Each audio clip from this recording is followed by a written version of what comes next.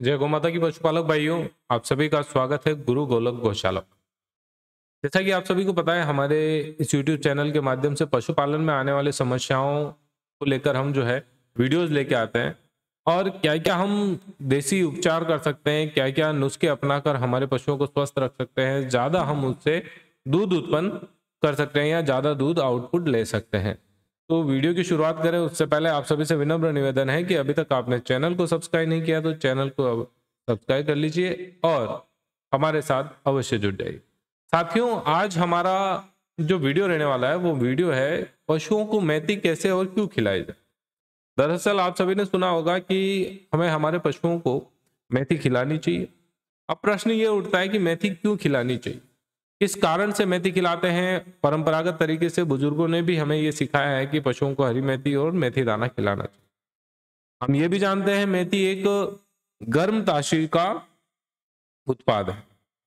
मेथी एक गर्म तासीर है, ये ध्यान रखना। मेथी यदि हम खिलाते हैं तो ये गर्मी करती है।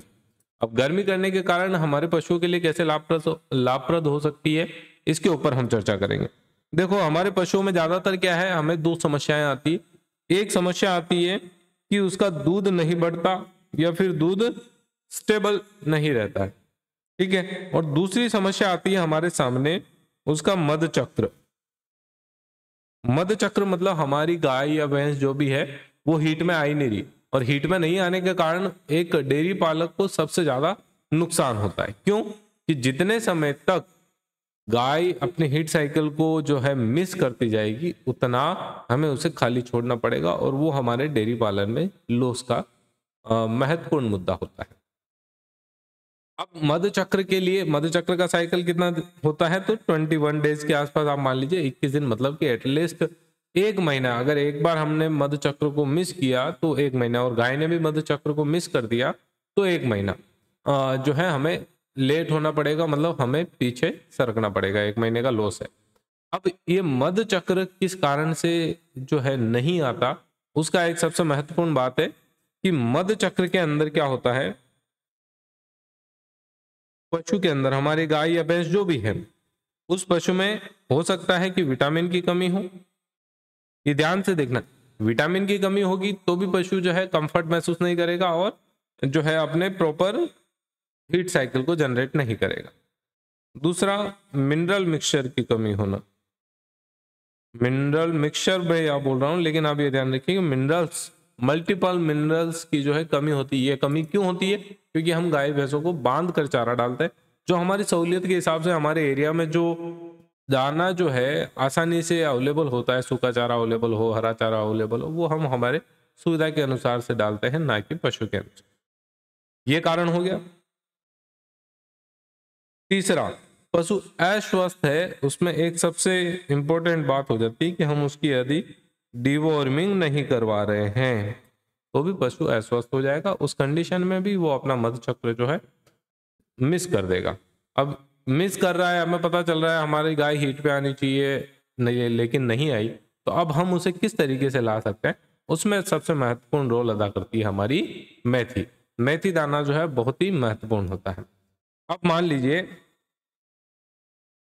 हीट पर लाने के लिए हमें कितनी मेथी जो है खिलानी चाहिए, इसमें विशेष तौर पर आप ध्यान रखिए। एक तो हो सकता है आप 20 दिन तक आप इसे खिला सकते हैं। पहले नुस्खे में 20 दिन तक मेथी खिलाइए, 200 ग्राम पर डे के हिसाब से।